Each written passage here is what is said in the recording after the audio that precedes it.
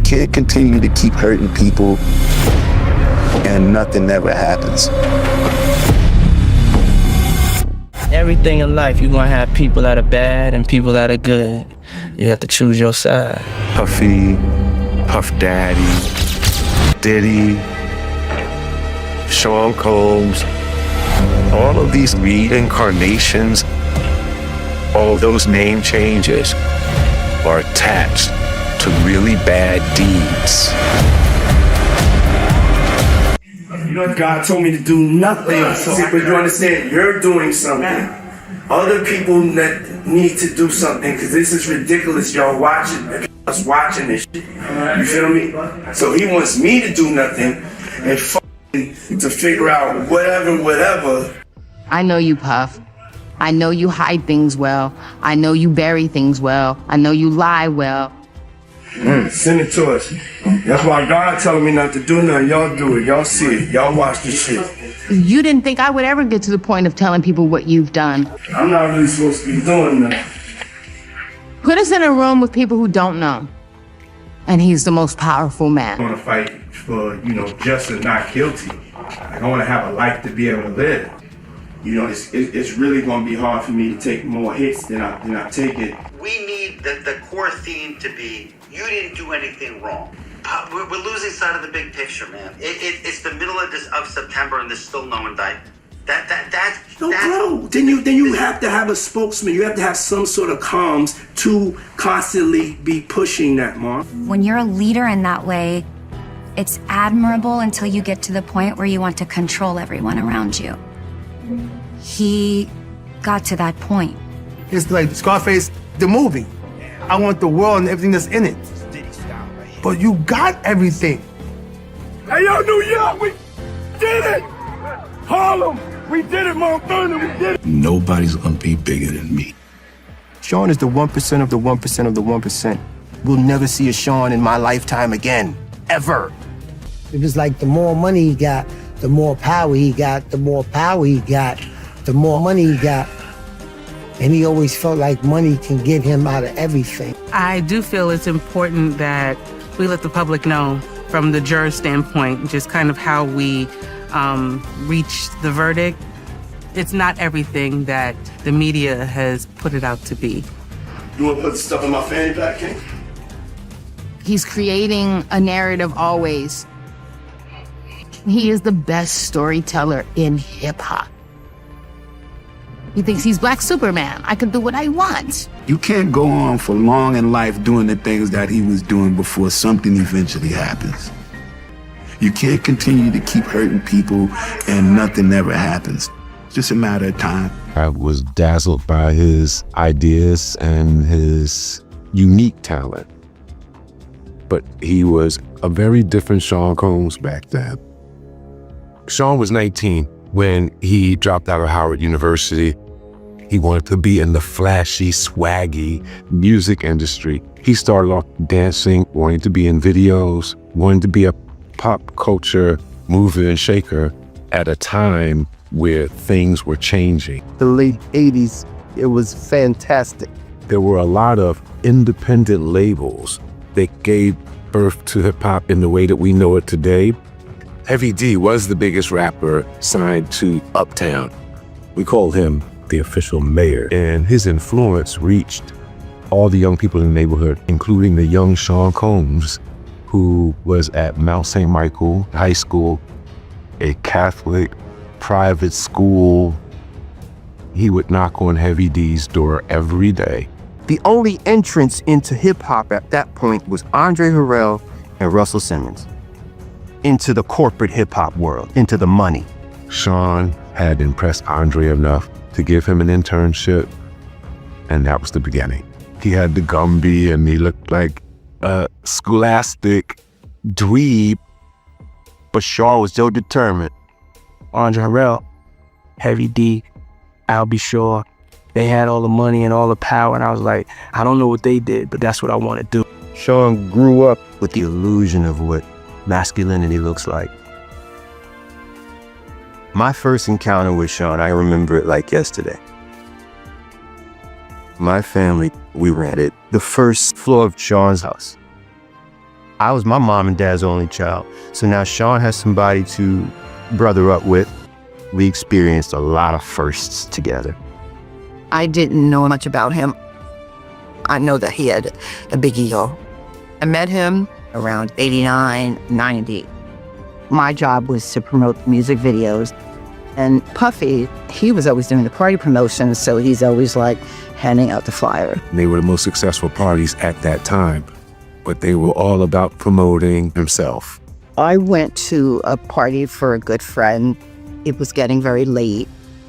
Puffy is like, oh, I'm having an after party at Andre Harrell's house. Puffy is like very polite, and thanking me for helping him. And he asked me, oh, wow, I just got this call, this girl backed out of this music video, can you do it? And I was like, I don't do music videos. And I needed a ride back to Manhattan. So I went along, and I never forget, I had the same clothes on that I had from the night before.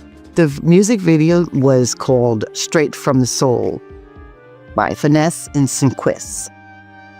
The whole premise was for me to jump out the car and go with these girls and get away from the pimp guy. Was there ever a time that Sean Combs assaulted you? Yes. Someone called me up and told me that, he said, he has, video.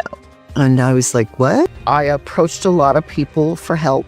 I got things like, what do you want me to do about it?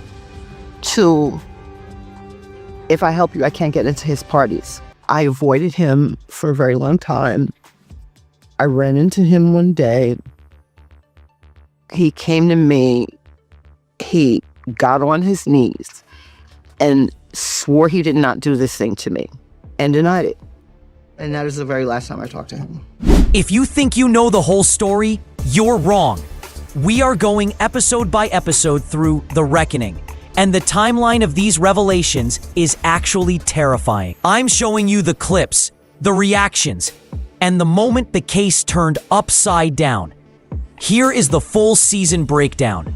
Only 2 months after Sean Diddy Combs was sentenced to 50 months in prison, Netflix dropped what many are calling the most explosive celebrity expose of the decade. Sean Combs, The Reckoning, directed by Alexandria Stapleton and executive produced by 50 Cent.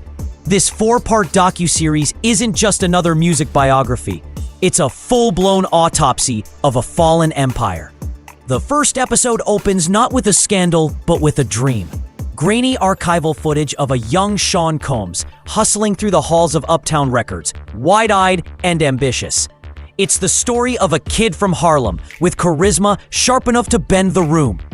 By the early 90s, he had built Bad Boy Records, the label that redefined hip-hop's glossy era and made him a mogul before 30. But before the fame, there was a tragedy that foreshadowed everything to come. The episode revisits the 1991 City College Stampede, a charity basketball event organized by a 21-year-old Combs. When 5,000 people rushed the doors, chaos erupted. 9 fans were crushed to death. I'm 19 and I always like seeing people entertained.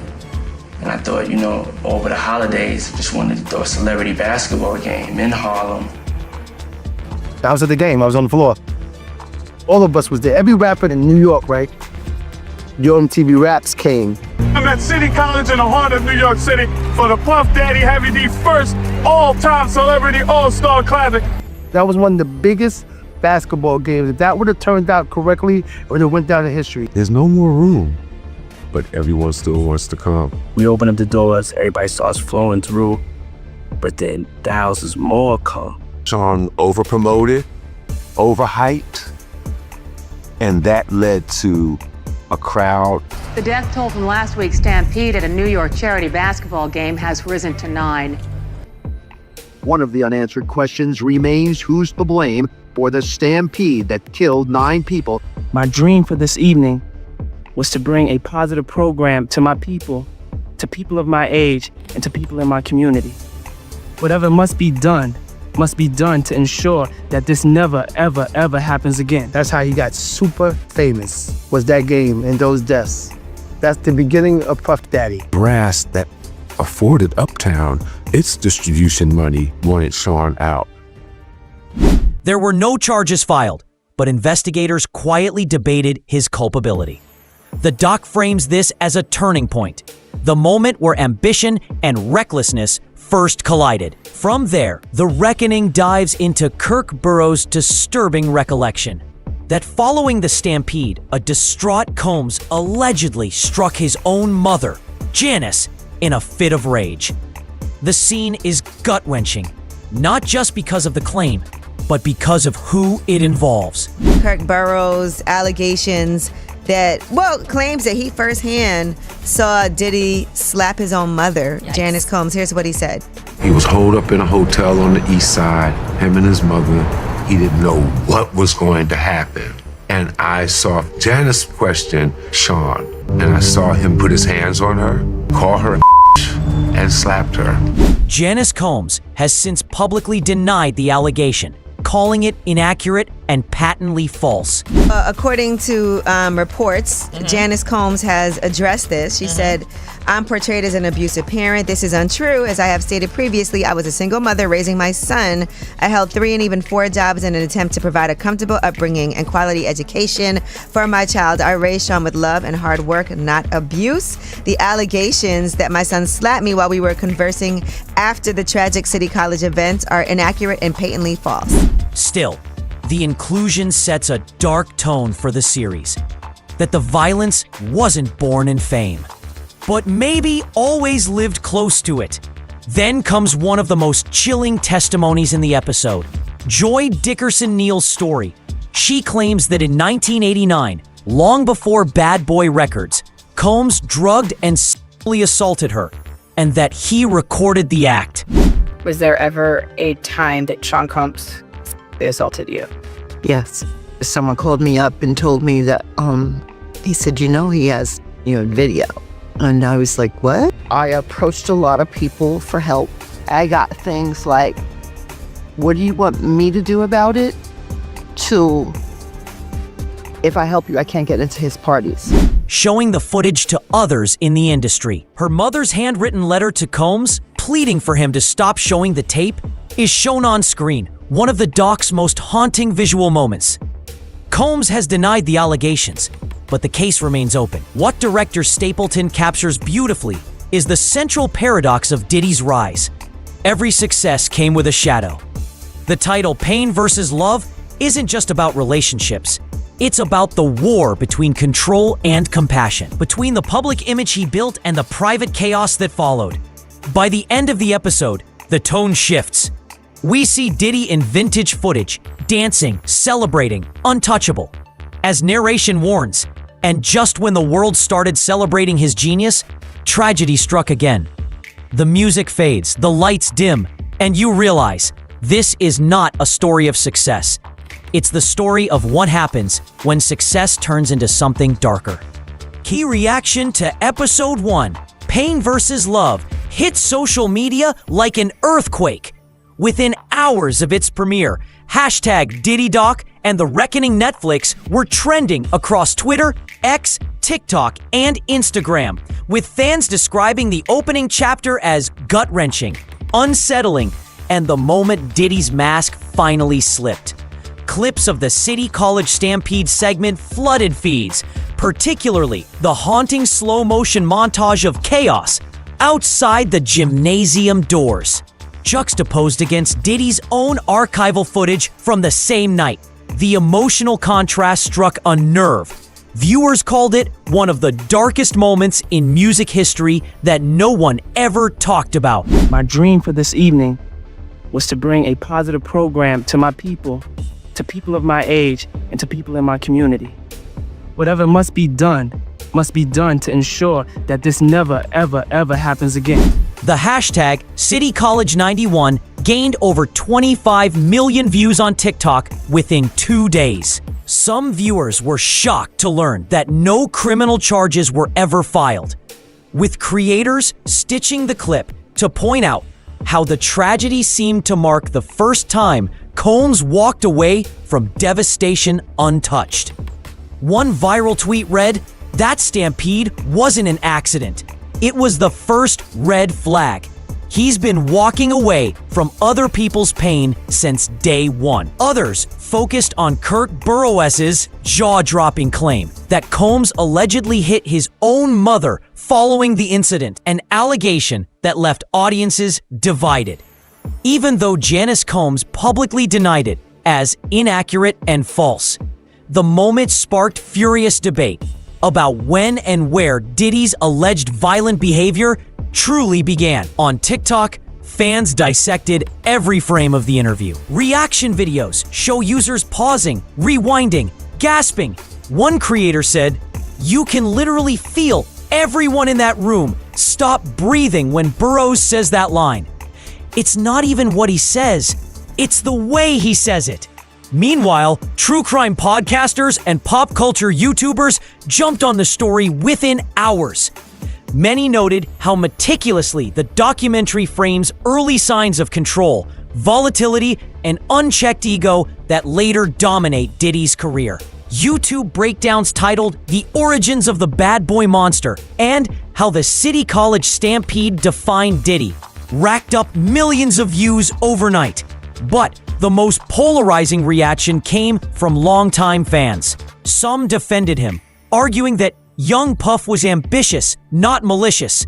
Others weren't as forgiving, saying, "We've been ignoring the red flags for decades.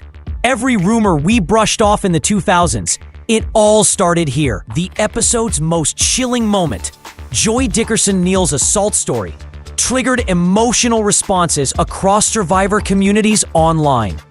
Threads filled with messages of support for Joy and outrage at the industry's silence. The letter from her mother, shown in the episode, became a heartbreaking symbol of how power can bury truth for decades. Industry insiders quietly began to weigh in too. Former Uptown Records staffers, anonymous but verified on X, hinted that the doc barely scratched the surface of what really went down behind closed doors. Music journalists pointed out that this episode reframed Diddy's origin story not as a rags to riches triumph, but as the blueprint of unchecked power and impunity. As the dust settled, Episode 1 left audiences shaken, not by the fame, but by the pattern. From the City College tragedy to early allegations of abuse, viewers began connecting dots that had been hiding in plain sight. One comment under Netflix's official trailer summed up the mood best. "This isn't a documentary. It's a confession from history we refuse to hear." And as Episode 1 fades to black with that final line, just when the world started celebrating his genius, tragedy struck again. Social media couldn't stop asking one thing: if this was only the beginning, what horrors were still to come? If Episode 1 laid the foundation for Diddy's rise, Episode 2 rips open the world he built, exposing how fame, paranoia, and ego collided to form one of the darkest chapters in hip-hop history.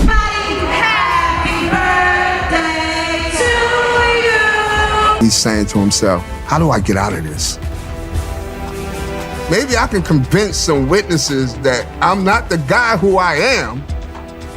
Eventually, he's going to get to the point where he's going to ask himself, how did I get myself into this situation? The episode opens with a slow montage. Diddy on red carpets, champagne in hand, surrounded by flashing cameras, set against the somber narration. In the 1990s, Sean Puffy Combs was untouchable, but power always demands a price. From there, the reckoning plunges into the bad boy versus death row era. The cultural battlefield that shaped and nearly destroyed an entire generation of hip-hop. Through archival clips and first-hand testimonies, the episode reconstructs how the tension between Combs' Bad Boy Records in New York and Suge Knight's Death Row Records in Los Angeles spiraled into something far more dangerous than music rivalry. Industry insiders recount how Diddy's polished, suit-and-tie image contrasted sharply with Death Row's raw gangster energy. But behind the scenes, both labels were playing with fire, each trying to outshine the other through intimidation, money, and power moves. Suge Knight's infamous 1995 Source Awards moment, where he took shots at Diddy on live television, come to Death Row, reappears here, remastered and chillingly narrated. Viewers watch as the crowd erupts in chaos, not realizing they were witnessing the spark that would ignite years of bloodshed. One former Bad Boy executive describes the atmosphere bluntly. It wasn't about who had the better artists anymore. It was about who owned the streets, and Puff wanted that throne. Midway through the episode, the tone shifts. Former LAPD detective Greg Kading, who led the special task force investigating Tupac Shakur's 1996 murder, takes center stage. Sitting in a dimly lit room, Kading reveals a damning proffer testimony from Dwayne Keefe D. Davis, a member of the Crips, who claimed the gang was offered $1 million to assassinate both Tupac and Suge Knight. You said that Puffy called and said, "Was that us?" And you didn't say nothing.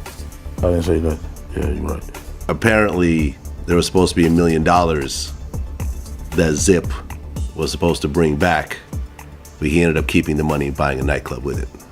That's what the FBI said. The FBI said that. Yeah. You guys never got any money? Never. For anything? Nothing. Archival police documents flash on screen as Kading narrates. The name that came up repeatedly was Sean Combs. The episode freezes on Kading's face as he continues. We had testimony, money trails, and witness statements suggesting Combs put out the hit. But it never stuck. The question is, why? Combs, in previously unseen 2008 interview footage, denies every allegation, calling it garbage and a dangerous lie that could get people killed. But the show doesn't let the denial rest. Kirk Burrows, Diddy's former business partner, appears again, visibly shaken. The power games got too real, he says. There were moments when you could feel it. Something was about to break. It stopped being business. It became survival. Then comes the gut punch. Never before seen footage from the night the Notorious B.I.G. was shot in 1997. The grainy, chaotic footage captures SUV speeding away from the scene. March 9th, 1997, Los Angeles. The night hip-hop lost its brightest star. And Diddy lost his shield. Detective Kading alleges that Diddy made a series of questionable decisions leading up to that night. Most notably, canceling Biggie's scheduled European press tour, keeping him in Los Angeles despite mounting tensions. Kading says he Biggie to his death. Whether he knew it or not, he set up the perfect storm. Sean signed Biggie in 1992. People didn't know we had to produce Biggie's album for Uptown. He was an Uptown artist. Sean was insanely jealous of Biggie and Pac's friendship. You know, when I was around Big, I felt like he really loved me. I felt like if I left the room, he wasn't gonna say nothing bad, or somebody said something bad about me, he would defend that. There's a yearning for him to have that complete, total control. You're my artist, you're my best friend, I make hits with you. Why do we need him in the picture? Burrows adds another explosive claim, that Diddy instructed him to alter Biggie's contract days before the shooting, to favor Bad Boy Records. When Burrows refused, he says, "That was the end of my career. I was cut off overnight." The documentary juxtaposes this claim with statements from Wayne Barrow, who managed Biggie's estate. Barrow pushes back hard, saying, "That's false. Puff paid for the funeral, every cent. We reviewed every royalty statement. Not a dollar was taken from Biggie's estate." Netflix editors weave in court footage, newspaper headlines, and old interviews to paint a portrait of chaos and contradiction. One where loyalty and betrayal blur into each other. Then comes the most debated revelation. Did Diddy make Biggie's estate pay for his own funeral? The doc airs Kirk Burrows' shocking account that Diddy insisted on the biggest funeral New York has ever seen, but then wanted it recouped from Biggie's royalties. The claim ignites immediate outrage online. However, Wayne Barrow's rebuttal and Janice Wallace's statements offer a counterbalance, painting the story as a mix of truth, ego, and revisionism. One critic in the doc summarizes it best: when you control the narrative, you control the memory. And Diddy always controlled the narrative. Until now. By dawn, #TupacTruth had racked up tens of millions of mentions. fans couldn't stop replaying Greg Kading's testimony. The moment he read aloud the proffer statement from Keefe D, alleging that Sean Combs offered $1 million for the deaths of Tupac and Suge Knight. The clip, just 47 seconds long, became the most shared segment of the entire series within 24 hours. What made it a specific, like, hey, I'm serious, I want you guys to kill these guys? Like, when he told me the greenback.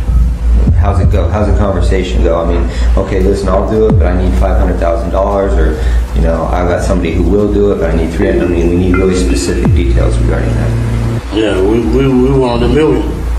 You said you walked downstairs. Did he say, come meet me downstairs?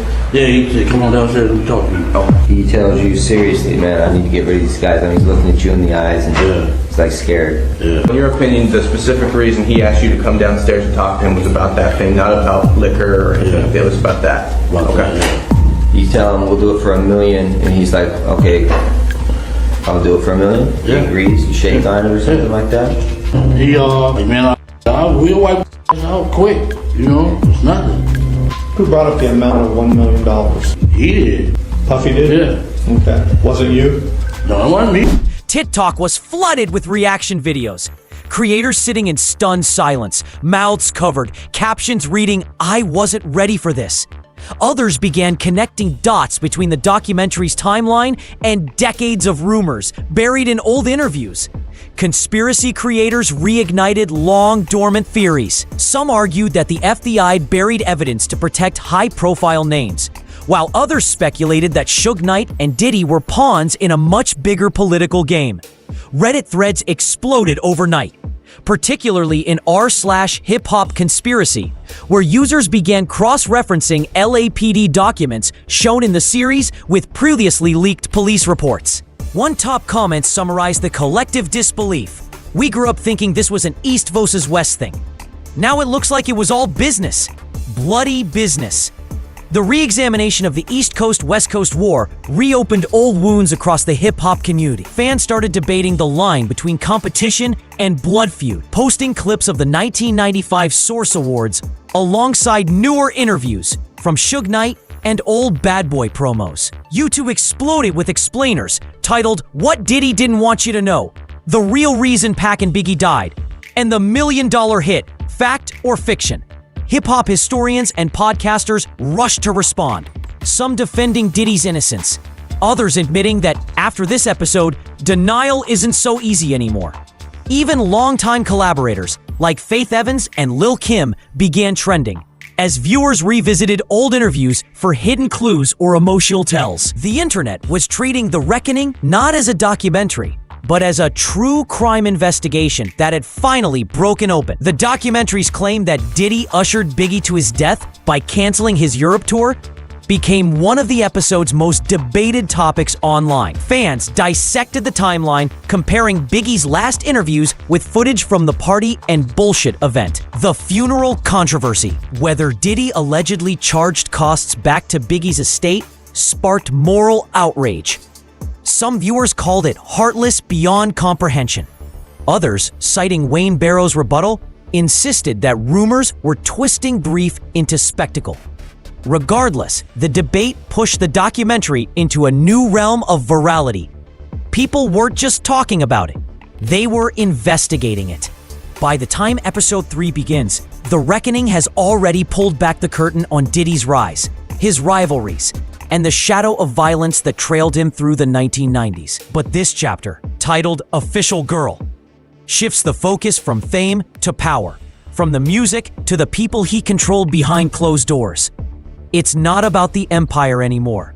It's about the women who survived it. The episode opens in silence. We see glittering images of Diddy's platinum years, glossy music videos, champagne parties, yachts, Ciroc ads, Met Gala entrances.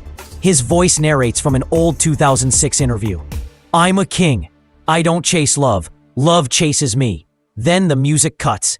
The screen turns black. And a voice says, "But what if love wasn't what they were chasing?" From there, the illusion of glamour collapses. The first 10 minutes recap Diddy's dominance after Biggie's death, Bad Boy's rebirth, the Sean John fashion line, and chart-topping hits like I'll Be Missing You and I Need a Girl. On the surface, this was a man who had conquered grief and turned pain into an empire. But as the montage fades, the tone shifts to a stark confession from an anonymous industry insider. When Pac and Big died, Puff didn't slow down. He sped up. He thought he was untouchable. That's when the darkness got creative. We're then introduced to the 1999 New York nightclub shooting, where Natanya Rubin claims she was shot in the face during a melee involving Diddy and then-girlfriend Jennifer Lopez. That it was P. Diddy who shot you. I was standing by the front door. I watched the entire thing out. I had no reason to believe that it would escalate to a shooting. It was just male machismo and bravado at first. A lot of pushing and shoving, raised voices, hands. But then I saw them reach in their waist and draw from their hip. And I knew. I instantly turned to my friends and told them, be careful, watch out. And when I turned back, I know, and I've said over and over, I've heard the voice of God said, you are about to be hit. Calm down. The episode plays chilling courtroom footage where Rubin describes chaos, fear, and the belief that Diddy's entourage tried to silence witnesses afterward. Diddy denied wrongdoing, but the incident marked another moment where violence shadowed his success. Next, the doc revisits a lesser-known but telling event, Diddy's 1999 attack on music executive Steven Stout, over a disagreement about how Diddy was portrayed in a Nas music video, Hate Me Now. Combs allegedly stormed Stout's office with bodyguards and beat him with a champagne bottle. Police reports confirm that Diddy was arrested and later settled out of court. And in that video, they had Puff and Nas on the cross. And I believe Puff pastor at the time, I don't know if it was Hezekiah Walker. He had a pastor that used to come by the studio quite often, I guess maybe give him some wisdom or something like that, talk to him. And so when that video came on, well, once we viewed the video, I believe the pastor said that it's wrong for him to make a mockery of Jesus on the cross. You're not supposed to do that. Basically what he was saying. So Puff didn't want that video to be aired for that simple fact. And they still aired the video. And that was Steve Stout's project there, I believe, with Nas or whatever was going on. And that's why they went to and did that to Steve Stout. The footage is paired with commentary from former Bad Boy employees who describe the moment as a snapshot of who he really was. One says, that wasn't business. That was ego and fear. He wanted everyone to know he was still the alpha. Then the tone grows even darker. The episode shifts to the Making the Band era, featuring Aubrey O'Day, one of the few former artists to speak publicly and on camera about what she endured. O'Day recounts in tears how she was allegedly sexually harassed, manipulated, and later blacklisted after rejecting Diddy's advances. You realize the burden that puts on my soul for the past year, the weight of that man and his I will never get up from under it. She didn't take that information and say, and this happened to me. I think that what you see in the film is her struggling to digest, did this happen to me or not? She claims he weaponized contracts and edited footage on Making the Band to portray her as difficult before firing her in retaliation. The doc reveals a newly unearthed affidavit from 2012 suggesting that O'Day may have been assaulted while unconscious during a private gathering in Miami. The document, never before seen publicly, appears on screen for only a few seconds. Her lawyer submitted this but withdrew days later. The case never went forward. O'Day's voice trembles as she says, "People warned me, don't cross him, don't tell your story." But silence only protects power. From there, the reckoning builds toward its emotional and moral centerpiece, the Cassie Ventura story. The segment unfolds like a timeline. Her signing to Bad Boy in 2005, the grooming, the romantic involvement, and finally, the 2023 lawsuit that detonated the narrative around Diddy's public image. In a bombshell bombshell lawsuit, Cassie alleges the Bad Boy Records music mogul, throughout their 10-year relationship, physically and sexually abused her. I was no longer going to be embarrassed. I am not the only one. I'm going to stand up. Using voiceovers, texts, and legal filings, the documentary reconstructs Cassie's claims. Years of manipulation, physical abuse, and sexual coercion, including allegations that Diddy hired a male sex worker named Clayton Howard for forced encounters. Former assistants recall Cassie's fear, saying she was treated like an employee and a possession. One chilling moment features an old behind-the-scenes clip from the Love album sessions, where Cassie looks visibly distant while Diddy jokes to the crew, "She's under contract, baby, ain't she?" The audience sits in uneasy silence. Cassie's attorney appears briefly, explaining how the lawsuit wasn't just about assault, it was about ownership. Diddy's legal team denied every allegation, calling it false, vindictive, and money-driven. But the doc contrasts his denial with footage of his rapid settlement within 24 hours, prompting one expert to ask, if it was all lies, why end it so fast? Next comes Lil Rod's story, one of the most disturbing segments in the entire series. A young producer who worked closely with Diddy on the Love album, Off the Grid. Rod claims he experienced drug-fueled manipulation, hidden surveillance, and intimidation tactics during months of studio isolation. He describes rooms with cameras in every corner, constant pressure to indulge in Diddy's parties, and the emotional toll of being gaslit into compliance. The documentary flashes excerpts from Rod's civil suit, filed in early 2024, which accuses Diddy of creating a culture of coercion inside his own home. Rod's interview ends with one chilling quote. He wasn't just recording music, he was recording everything. Just when the episode feels like it can't go any further, director Alexandria Stapleton drops a revelation that stuns both audiences and critics alike. Investigators allegedly discovered that Diddy filmed himself throughout multiple years. Personal footage, parties, sexual encounters, studio sessions, confrontations. Over 140 hours of raw, unreleased tapes. Some of the footage, reportedly seized during federal raids, has never been shown publicly. Now y'all know that footage that where Diddy is behind the scenes talking to his lawyer and all of this stuff, and people are like, damn, what was Diddy recording it? Well, Diddy was recording it because he thought he was about to beat the case. So he wanted to do a Netflix documentary. Didn't pay the guy, and then 50 got all 140 hours of footage of secret Diddy tactics. A blurred-out law enforcement source states, it's not what's on the tapes that matters. It's why he kept them. It's leverage, insurance, control. The screen cuts to black and text appears. All 140 hours remain in federal custody. None have been released. Moments later, a single Instagram post flashes on screen. 50 Cent's cryptic message posted just hours after the episode premiered. He filmed himself. That's all I'll say. The episode ends with a slow montage of mirrors. Diddy in luxury hotel rooms, fixing his cufflinks, smiling into reflections. The narration whispers, he documented everything. But in the end, the camera became his witness. As the credits roll, the screen fades to a grainy shot of a VHS tape labeled Private 2006, followed by a quiet hum of security footage. Then, silence. If episode 2 detonated the bomb, then episode 3 was the aftershock that no one could escape.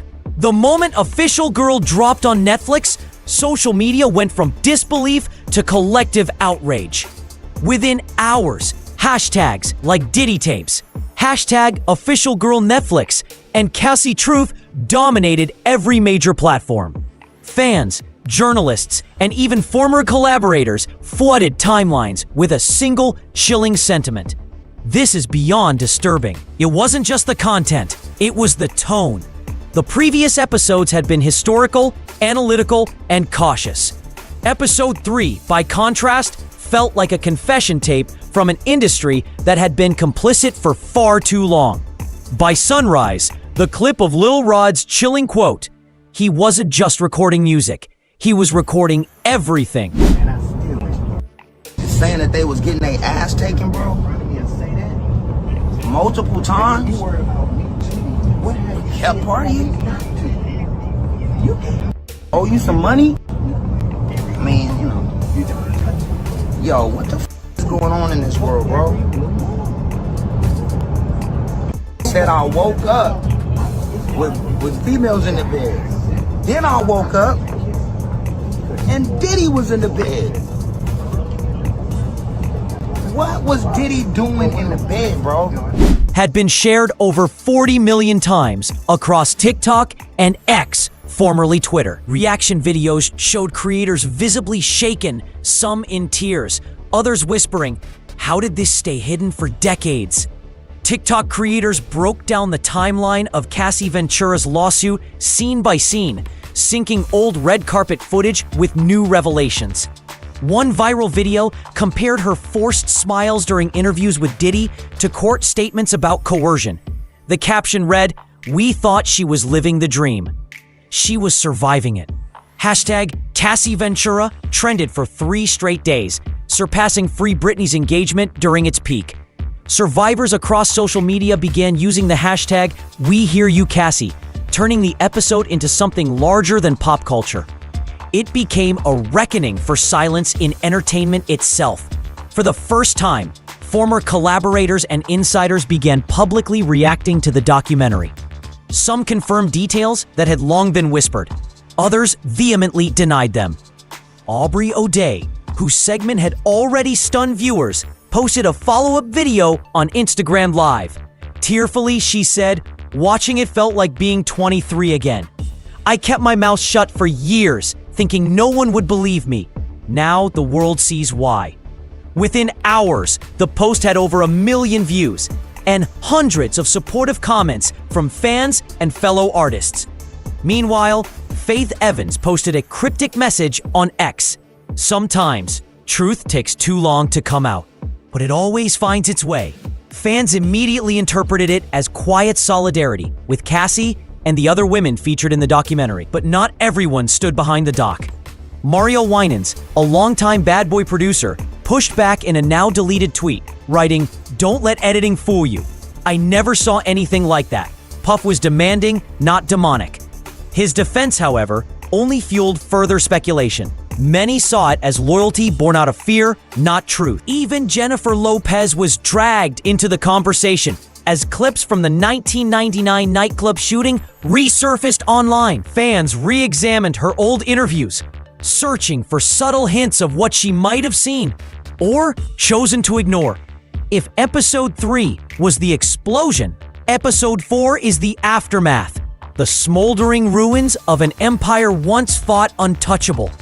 Aptly titled Blink Again, this finale isn't just about Sean Diddy Combs' legal downfall. It's about the reckoning of a man, a myth, and a movement that defined an era of American fame.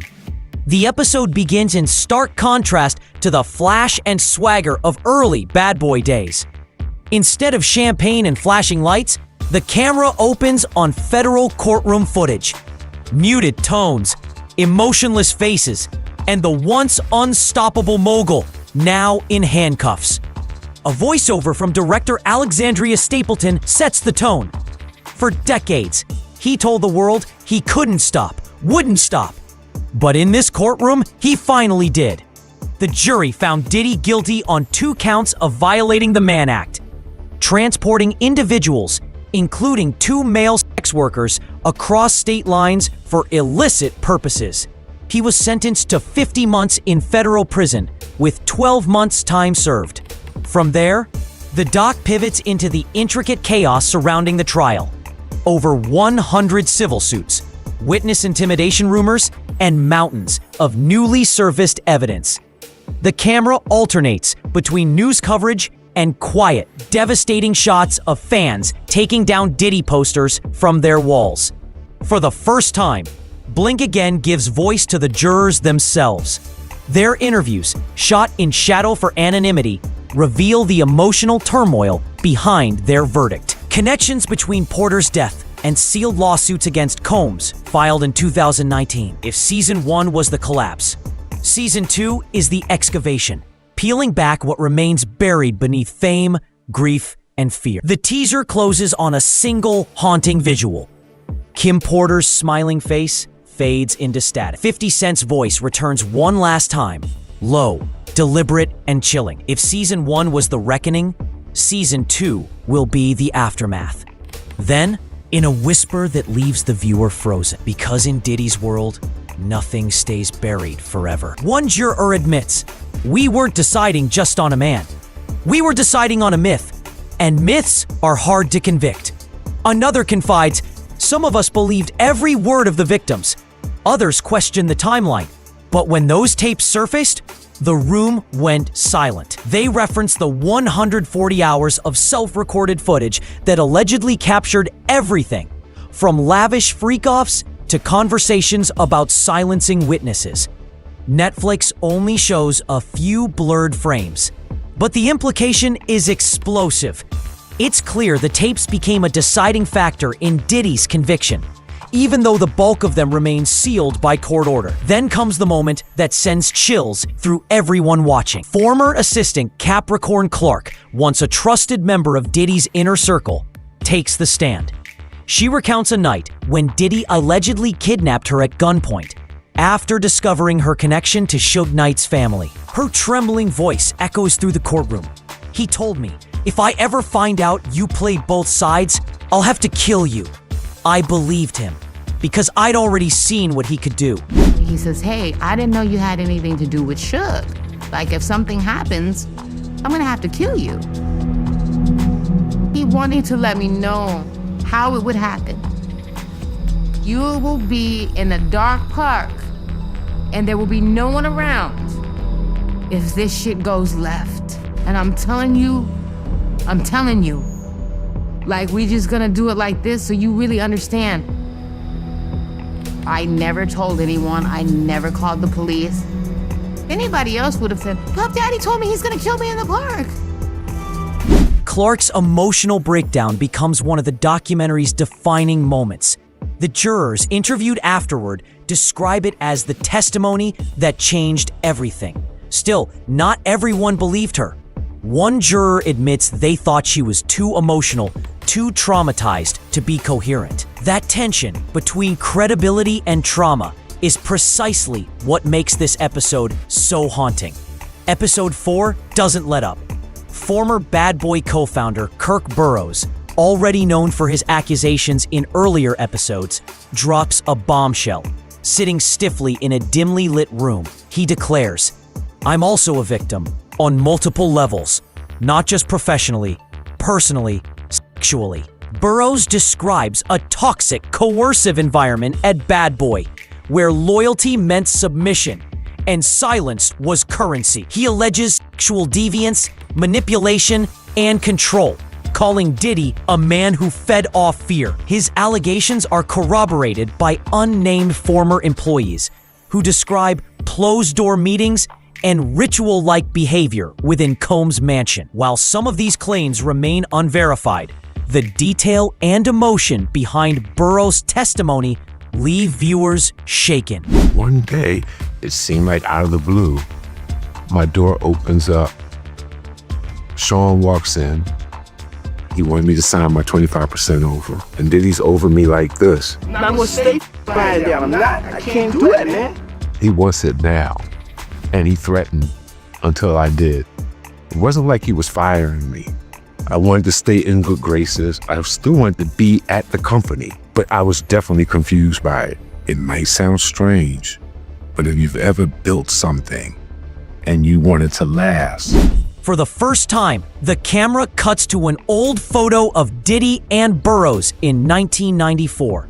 Two young moguls smiling, arms around each other. The visual contrast between that image and Burroughs' trembling voice decades later is devastating. In the middle of the storm, Janice Combs, Diddy's 83-year-old mother, enters the frame with a fierce rebuttal. Through archival clips and a newly recorded statement, she denounces the entire project. "This is not journalism. This is a hit job. My son has made mistakes. but he is no monster. She specifically targets Kirk Burroughs' claim that Diddy once slapped her after the 1991 City College stampede, calling it inaccurate and patently false. Her voice shakes, but her message is clear. The documentary, in her view, is not about justice. It's about revenge. They are using my son's pain and my pain for entertainment, she says. Netflix cuts to the statement Diddy's legal team said before the doc's release, labeling The Reckoning a shameful hit piece. But the footage that follows Diddy pacing, shouting at his lawyers, veins bulging as he screams, "Fix this. They can't do this to me," paints a far darker picture. It's raw, unfiltered, and haunting. The closing montage intercuts courtroom footage with behind-the-scenes clips of Diddy in his final days of freedom. It's clear he was documenting his downfall, perhaps out of arrogance, or maybe as insurance. We see him pacing his Miami mansion, barking orders into his phone. "They need me. The world needs me. You think I'm finished? I'm not finished." But his voice cracks. You know, justice, not guilty. Like, I want to have a life to be able to live. You know, it's really going to be hard for me to take more hits than I take it. You didn't do anything wrong on any front, and you've come to New York to face things head on. If anyone's ever paying any attention to what you've actually been doing, you've handled this with complete. Then you have to have a spokesman. You have to have some sort of comms to constantly be pushing that, Mark. In the dirtiest of dirty business of media and propaganda. For the first time, the swagger is gone. The final 90 seconds are eerily quiet. The screen shows the Bad Boy Records logo fading slowly into black and white static. Then, 50 Cent's voice cuts through. When you play God long enough, the world eventually demands proof. As the credits roll, text overlays appear on screen. Sean Combs is currently serving his sentence at Fort Dix Federal Correctional Institution in New Jersey. Over 100 civil lawsuits remain pending. Netflix has confirmed 140 hours of additional footage, not included in this series. The camera lingers on the words, "To be continued." It's not just a teaser for a potential sequel. It's a statement. The story of Sean Diddy Combs isn't finished. It's still being written. In courtrooms, in survivor testimonies, and in the collective conscience of a culture finally reckoning with its own silence. Within hours of Episode 4's release, the internet explodes again. Link again trends globally. Viewers post reaction videos, crying, shaking, or sitting in stunned silence. One viral tweet reads, "We watched the fall of a king, and for once, the kingdom didn't cheer." Critical nail in hip-hop's wall of silence. Meanwhile, 50 Cent posts a final Instagram story. A single crown emoji falling off a chess piece. No caption, no hashtags, just silence. And that silence, after 4 brutal, unflinching hours of television, is the loudest sound of all. Then came the debate that split the public down the middle. For some, the reckoning was the justice long denied.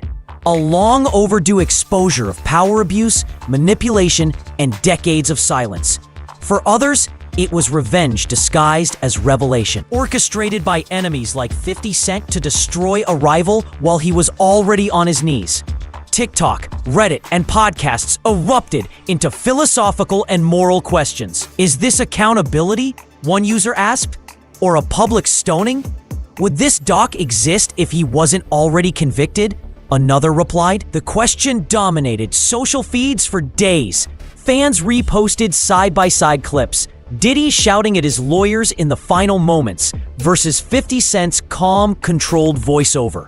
When you play God long enough, the world eventually demands proof. Was 50 Cent seeking truth or vengeance? Music critics debated the ethics of his involvement. The Guardian described 50 as both narrator and executioner, while Billboard called the series a personal vendetta turned cultural exorcism. Even those sympathetic to Diddy couldn't deny the power of the footage. the scenes of him barking orders at his legal team, sweating, unraveling. These became viral symbols of the empire's collapse. And then came that post. 50 Cent, who had remained mostly quiet since episode 3, returned to Instagram the morning after the finale with a single message. The footage ain't even half of what's coming. No caption, no hashtags, just a black screen with those words in bold white text. Within minutes, it was reposted tens of thousands of times. Fans flooded the comments. What does he mean by half? Is there a part 2? If this is half, the rest must be nuclear. Entertainment insiders hinted that 50 Cent had access to even more unreleased material, potentially involving other industry figures and incidents surrounding Kim Porter's mysterious 2018 death. Theories ran wild. Podcasters dubbed it the biggest cliffhanger in documentary history. And for once, everyone, from journalists to casual viewers, agreed on something. This wasn't the end of the story. The final minutes of The Reckoning play like a eulogy for an era. Not just for Sean Diddy Combs, but for a culture that confused power with greatness. As the screen fades between empty studios, shuttered offices, and darkened clubs once ruled by Bad Boy's music, 50 Cent's narration cuts through with quiet intensity. The Reckoning doesn't just expose Sean Combs. It exposes a system. One that protected power, silenced victims, and glorified control. Those words echo long after the credits roll. What started as a 4-part docuseries about one man's alleged downfall has become something far larger, a cultural mirror. The documentary forces the audience and the industry to confront how far they were willing to look away. For years, Diddy was more than a music mogul. He was the model of untouchable success, a man who built an empire on ambition and invincibility. But when that empire collapsed, it revealed the machinery underneath, the lawyers, executives, and institutions that enabled the myth to stand for decades. Legal experts on CNN and MSNBC call the series a landmark in accountability storytelling. Social commentators dub it the R. Kelly moment for the hip-hop generation. And within Hollywood, a new unease has taken hold. If Diddy can fall, who's next? Even from prison, Sean Combs hasn't gone silent. His legal team released a statement calling the series fiction sold as fact, and announced that Diddy is working on a tell-all memoir tentatively titled Can't Stop, Won't Fall. According to insiders, the book will claim that Netflix manipulated interviews, fabricated context, and weaponized personal trauma to destroy him. Rumors are swirling that Diddy is also developing a counter-documentary, possibly funded by private investors and slated for release under the working title Unedited. The truth about The Reckoning. Early reports suggest the project will feature former associates, family members, and ex-staff who refute the Netflix portrayal. Whether this is a desperate attempt at redemption or a final act of defiance remains unclear. But it ensures one thing: Diddy's war with the truth isn't over. Meanwhile, reality continues to close in. Over 100 active lawsuits remain pending, many from former employees, collaborators, and alleged victims. The Department of Justice has hinted that further investigations are ongoing, particularly regarding financial misconduct, witness intimidation, and human trafficking allegations tied to Diddy's business ventures. Several cases, once dismissed or sealed, are reportedly being reopened in light of The Reckoning's new evidence. Attorneys representing multiple plaintiffs have already cited the Netflix footage as grounds for appeal. In other words, the fallout is only beginning. Beyond the courtroom, the cultural shift is seismic. Hip-hop forums are flooded with debates about separating art from artist. Artists who once idolized Diddy are reassessing their own legacies, wondering how much complicity fame demands. A viral editorial from The Atlantic summed it up. The Reckoning isn't just about Diddy. It's about us, the fans, the media, the industry, and how we all played a part in keeping him untouchable. The documentary has already become a touchstone in film studies and journalism programs. Professors cite it as a modern case study in how digital media can force transparency when institutions refuse to. And for many survivors, Cassie Ventura, Lowell Rod, Joy Dickerson-Neal, and others, the series represents something deeper than exposure, a collective validation that their silence wasn't in vain. In its closing moments, The Reckoning returns to the same motif that opened the series. The image of Diddy walking alone down a dark hallway, camera in hand, filming himself. But this time, the confident smirk is gone. The final shot freezes on his face, tired, hollow, unguarded, before fading into a single, ominous line of text. The empire may have fallen, but the story isn't over. As viewers sit in stunned silence, the feeling isn't triumph, it's reckoning. Because the true villain isn't just Diddy. It's the system that let him become Diddy in the first place. Just when the credits seem to end, the screen flickers, and a single name appears. Kim Porter. A low hum builds under archival footage of her smiling beside Diddy, cradling their twins, laughing in interviews. Then, the narration whispers. Some stories weren't ready to be told until now. Rumors about Season 2 have already begun to swirl, fueled by leaked production notes and whispers from insiders close to 50 Cent. The working title, The Kim Porter Mystery. This rumored sequel will center on the life and death of Kim Porter, Diddy's longtime partner and the mother of 3 of his children. A woman whose sudden passing in 2018 remains one of Hollywood's most haunting, unsolved tragedies. Reports indicate that The Reckoning's production team had access to exclusive material related to Porter's final days. Interviews, diary entries, and even unreleased home footage allegedly found within Diddy's personal archives.